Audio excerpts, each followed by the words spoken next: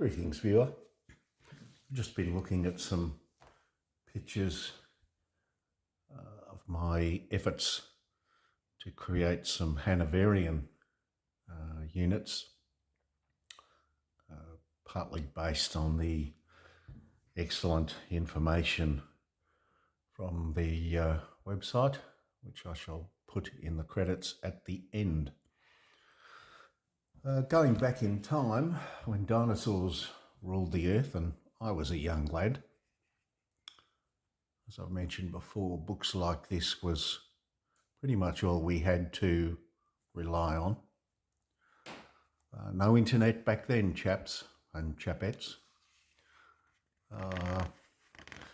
Now I'm showing you this. These are the pages on the Hanoverian landwear. Now you can see there that nowhere, and certainly not in the text, is there any mention of caps. It does seem to be a bit of a modern trend, doubtless based on some good research, that the Hanoverians, or at least some of them, wore caps. Now, let's see if we can get this to work. So as you can see there, the two figures at the front, in the middle there with the cap. For my Hanoverian units, I've got a mixture of minifig, second generation command figures. Those of you who are eagle-eyed will immediately recognise Prussian reserve infantry advancing, pressed into service as Hanoverian with caps. The only thing that sort of differentiates them greatly, of course, is the blanket roll across the shoulder. But who's to say that Hanoverians wouldn't have done that? Or indeed, who's to say that British definitely wouldn't have done it? But and of course the backpack arrangement, you can see it's like Prussians. It's got the canteen on the back of the knapsack rather than down at the side in the British style. But given, well, minifigs, second generation, and in fact I think even third generation, I don't think they have any designated Hanoverian figures as such. As per that book I was just showing you, you're expected to simply use basically British figures and plonk a Hanoverian flag on them. The British that I've used with the Prussian minifig and the actual British commander are chariot miniatures, Magister Militum. I've commented before that they seem to be a varying range. Some of the figures mix quite well, like you can see there. They're a little bit taller, maybe a little bit bigger, but not hugely different. Sometimes the figures match my minifigs wonderfully, and other times not so much. Anyway, so based on the snapshot of that website at the very start of the brief presentation, that's what I've done here. The flag has seen better days. I do have some Hanoverian flags by Signifer. Not sure if they're even still going. But I do have a replacement flag. If well, you can see there, it's got a tear at the bottom. Whether or not I bother replacing that or not. But as I approach the end of this monumental project that's been going for almost 40 years, second lot of Hanoverians at the back here. What else have I been up to? Let's just see if we can't squeeze forward a bit. See if we can't zoom in. Oh, there we go.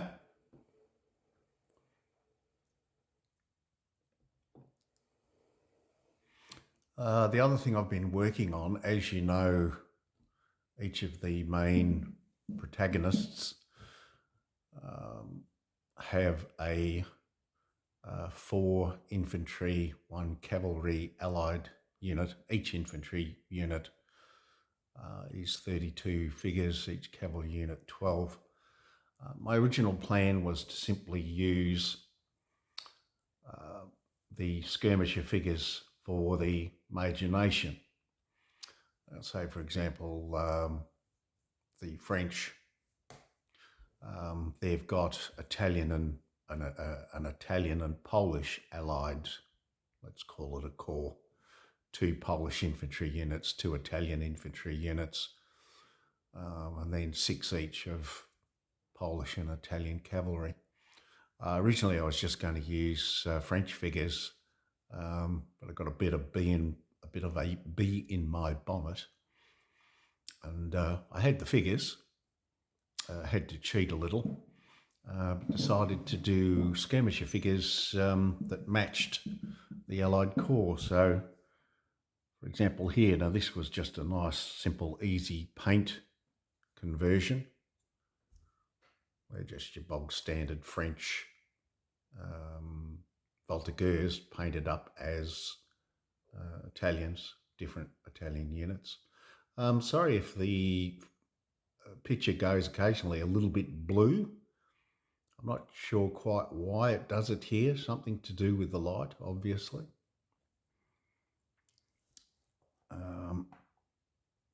Yeah, so, and then some Polish. I've gone a bit gung-ho with the painting of the yellow crosshairs on the top of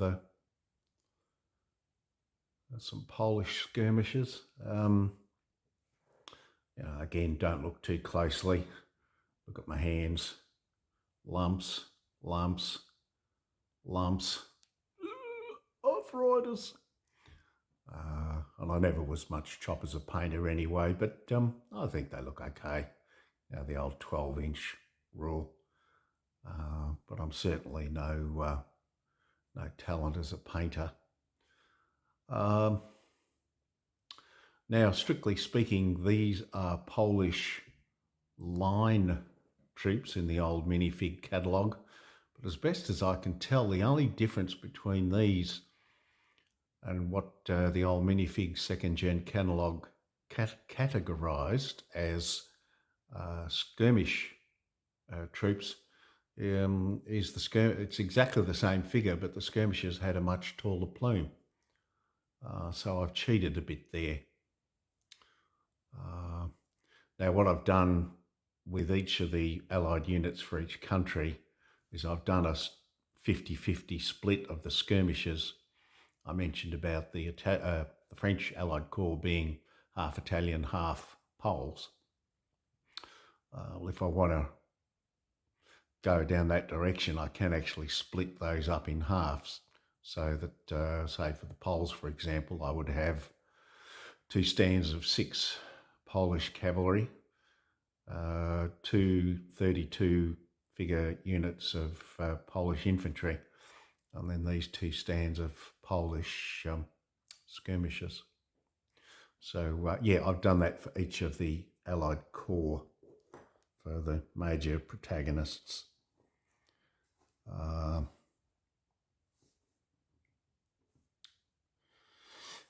Don't know whether I'd mentioned or not on the last video. I have gone ahead and finished off the Austrian artillery, now painted and based.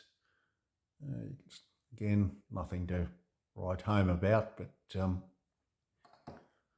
to all intents and purposes now, with the exception of replacing some of those old-fashioned thick cavalry flags, the Austrian army and its allies are, to all intents and purposes, done.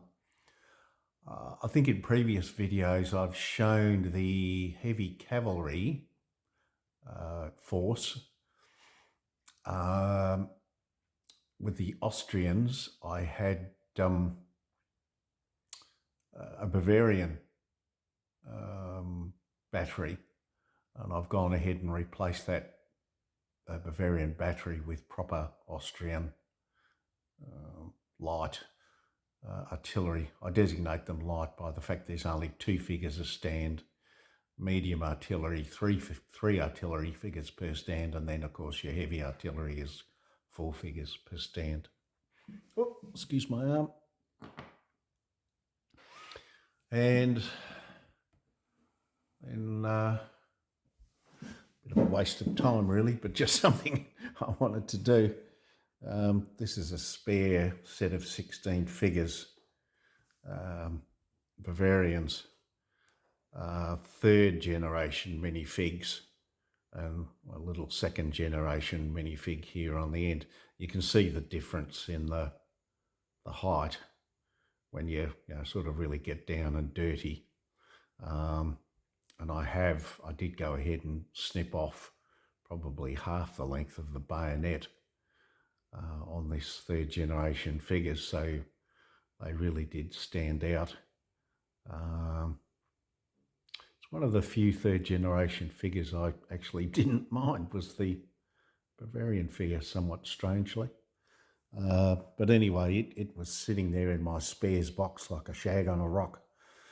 I've only 16 figures. So I went ahead, chariot miniatures mostly, these, in fact all I think, and went ahead and did another group of 16 to bring it up to full strength. Obviously hasn't been flocked yet, but it's in the spare box. Okay, so that's what I've been up to. Let's see if we can't, let's see if we can't.